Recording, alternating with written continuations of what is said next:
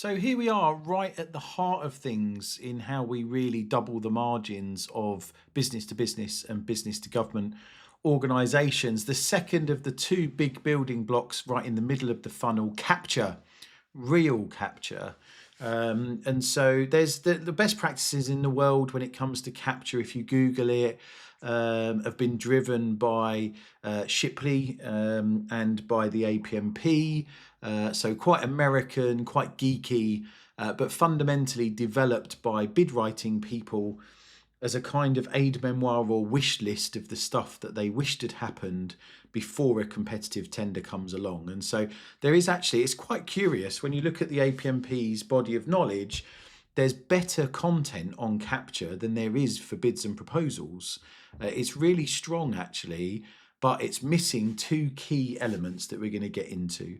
And so let's have a look. So last year we redeveloped our approach to capture in partnership with one of our clients. Actually, with my old friend Mike Reeder, we did a lot of new IP development because, frankly, the approaches in the market are overly complex and not good enough in a couple of key areas. And so we looked at where I've driven some success with my clients and what we find in the market to uprate those best practices. And so we defined that actually we think there's three phases of activity when it comes to capture: research, capture, campaigning itself, and then transition and end game.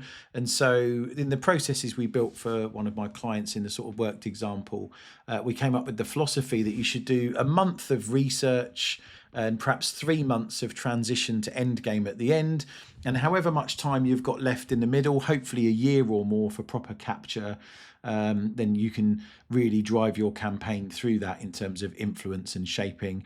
And then we defined some swim lanes of activity because we realised that capture's not linear. There are different swim lanes of activity going on at different speeds depending on what we're bidding or looking to win deals on with who. And so we wanted to understand the client and their situation, and so research that and then campaign on it. We want to obviously understand the relationships in place or required, so the relationships between our organisation and the client and other stakeholders. But particularly the first of the two areas that are missing from the general best practices are solution, first of all, because obviously the proposals community wouldn't really have exposure to that game, but actually it's what wins you deals. As I have to explain to people when I teach them bid writing, unfortunately, if a competitor can come up with a way of saving the client $5 million and 3 months on their program or whatever it is that the client values, it won't matter what they write in their bid as long as it's compliant and fairly compelling. They'll probably win because the solution is far more valuable in value that the client values. And so that's the game at hand. So the objective of capture in most of the people who teach this stuff out there is to position best for a competitive tender. As far as I'm concerned, that's the fallback position. That's plan B firmly. Plan A has got to be that we drive for a negotiation, that we looked to do a deal with a client one-on-one. And of course, people will moan and say, but if it's public sector or regulated industry, it's got to be market tested and properly procured. But well, actually, there are lots of frameworks out there, including Crown Commercial Services ones, where you can be direct awarded still. And so I don't agree with that. It's very much we've got to shoot for the stars and perhaps we'll hit the moon. Let's try and negotiate. And the fallback is that you're always going to win a competitive tender. And so solution, first of all, is one of the two key building blocks at the heart of capture. We need to get your humans in a room with the client's humans, figuring out how to build the project, deliver the service, drive the transformation, whatever it is you're looking to do with them, and drive it in such a way that you create far more value than anybody else in the marketplace, to the point where it would be ridiculous for them to give the deal to anyone else. If we can do that, there's a few benefits of co-solutioning in these kinds of workshops. First of all, your humans are spending time with their humans, building trust. And so when it comes to reading your proposal to negotiate, ideally, but worst case, that competitive tender, your CVs are never read because they already know and trust your people and you score top marks and they move on. We want the most beautifully crafted CVs that nobody ever reads. And so they're building trust. But obviously, you're also shaping a solution and a specification to your benefit. You shouldn't do it in a mercenary fashion. It shouldn't just be about winning the deal. It should be about driving for the greatest possible value for the client and their stakeholders or community. And then we're just looking to take a share of that value in return. If we do that well, you'll make more money, you'll deliver it at lower risk, your people will be happier, your people will be more likely to stay and enjoy the work. The client satisfaction is likely to be better. So if we can engage with clients, co-solution and shape together, there's lots and lots of benefits in doing that. And it brings you to the second key point down here on procurement shaping. You'll be much more likely to be able to work with the client to build a business case, a benefits case for them, directly awarding or negotiating the piece of business with you. There's lots of trapdoors we can set for competitors. If it does go a competitive route, shaping the spec, get the client to define certain turnover limits, get them to request certain technology that you've got either uniquely or you've got a better grip of, whatever it is that helps you win the deal.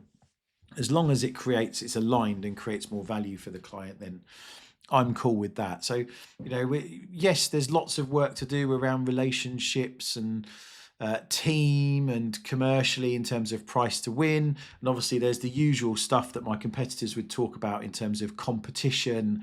They get very transfixed with bidder comparison matrices and how we neg our competition and how we make sure we're stronger than them. And that's all important work. But fundamentally, if we can work with the client to develop a far more valuable solution that they value, and we do it in such a way that we can drive for a negotiation, then we'll never need to worry about that, to be honest. And obviously there is a role. I'm always very enthusiastic about our bids and proposals people being the best positioned to manage these campaigns.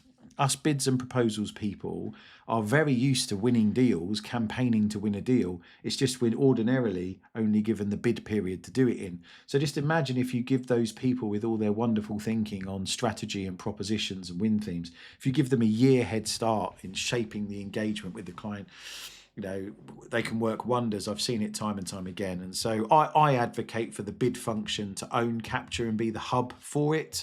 And then they pull the strings and put your technical leads, your delivery leads in front of the client, beautifully well prepared. But they manage all of that campaign. They manage any account-based marketing interaction, to funnel the pursuit, etc., etc. I think they're best placed for that.